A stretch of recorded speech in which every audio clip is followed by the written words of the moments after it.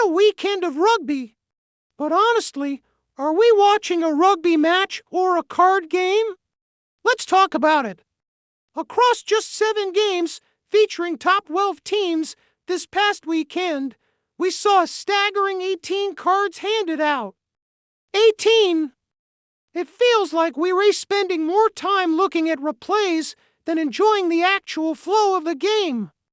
And not everyone is happy about it. South African fans were already frustrated about the Lou D. Jager incident last week, and Franco Mostert's red card this weekend just poured fuel on the fire, sending many down a conspiracy theory rabbit hole. But it wasn't just Springbok supporters.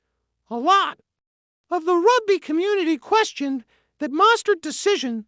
Even Eddie Jones weighed in, calling some of the cards farcical and absurd. It really felt like officials were searching for reasons to send players off rather than just stamping out genuinely dirty play.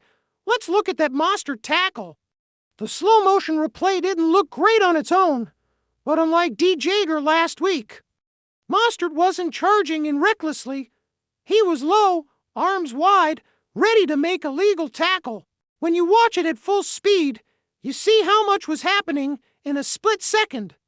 Ethan Hooker joins the play from the side.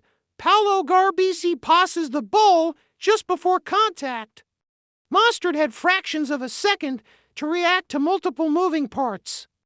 He was braced for an impact from a 100-kilo opponent moving at full tilt. Is it reasonable to expect superhuman reactions in those situations? Now, don't get me wrong, player safety is paramount. Actions like Josh Adams' clear-out, even if they don't cause injury, are exactly what the game needs to eliminate.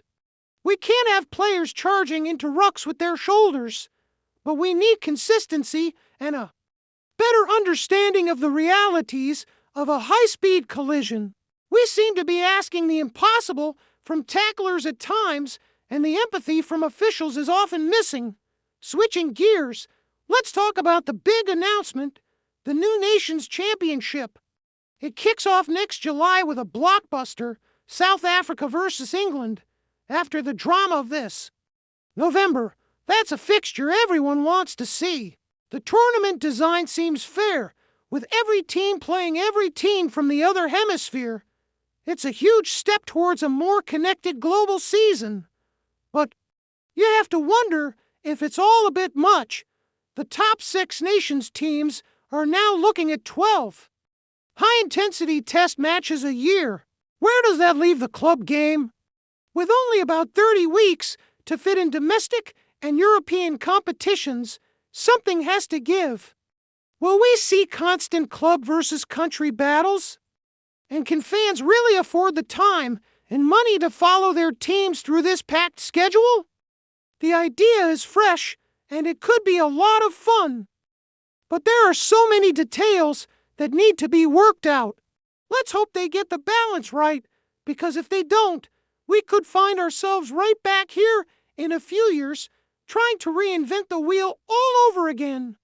What are your thoughts on all the cards and the new tournament? Let me know in the comments below. Thanks for watching. And don't forget to like and subscribe for more rugby analysis.